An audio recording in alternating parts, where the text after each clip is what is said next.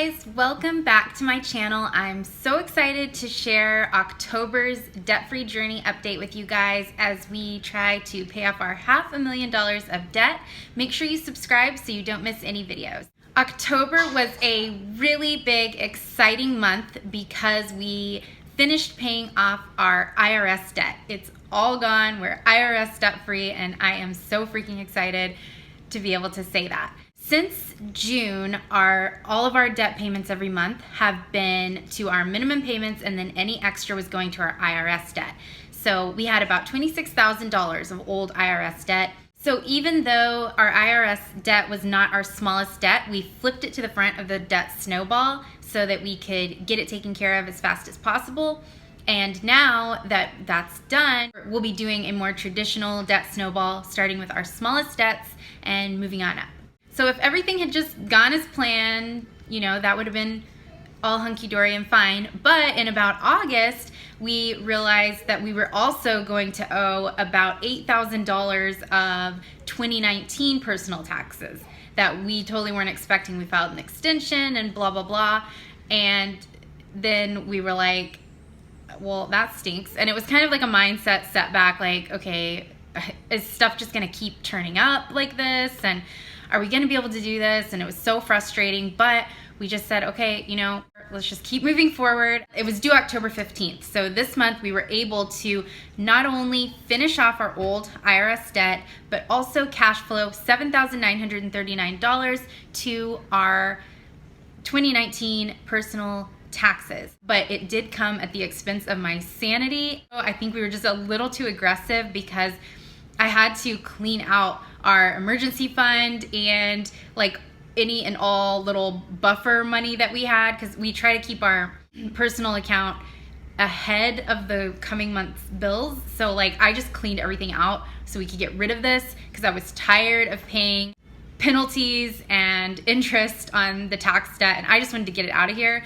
So it seemed like a really good idea about October 15th when I was doing all that. As we got into the end of the month, I was like, oh crap, maybe I shouldn't have done that, because then things got really stressful. So I wouldn't recommend being that aggressive. If you're really close, just keep your plan going.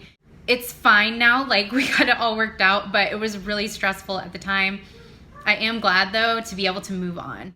The reason I'm sharing this is because you're gonna make mistakes and you're gonna have setbacks, but the important thing is to not fall off completely and just give up or go back into debt. You have to keep finding ways, be creative, keep pushing forward, and you can figure it out. If you really want to reach a goal, you can find a way.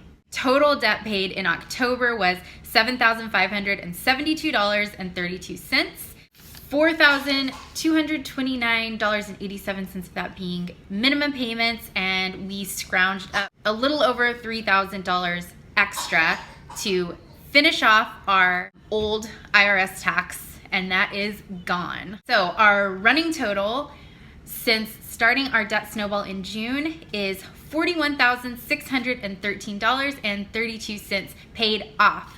In November, there will be a few exciting changes. So we were on a payment plan with the IRS, and we were paying $1,500 a month towards that debt.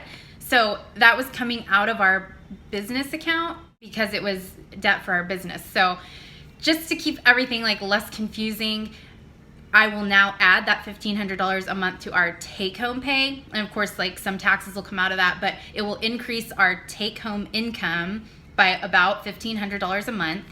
And we'll bring that home now as income so that it doesn't get lost in the business cash flow, and I can just keep it more organized, because it's still a struggle of mine keeping the business on a budget and keeping that organized. Our next debts are personal debts anyways, not business debt. We have some hospital bills totaling a little over $1,800, and so that's where we'll start next. And then after that are some student loans. So those are personal debts anyways. It makes more sense to like bring it home and then allocate it to our debts. So in November, if we can just restock our emergency fund, catch up on the bills that I got us behind on with my aggressive debtness, and work on paying off those hospital bills from smallest to largest and get them mostly paid off, I will be very excited if we can just accomplish that. I hope this is helpful and inspiring to you. If you have a lot of debt, just take it one step at a time, little by little. Don't let setbacks knock you completely down. You can do this. Thank you so much for watching. Make sure you subscribe so you can follow along on our family's journey to pay off over $500,000 of debt. It keeps me really motivated to know that you guys are motivated by these videos, and I just love posting them. So let me know what you want to see on the channel in the comments below, and I will see you guys next week.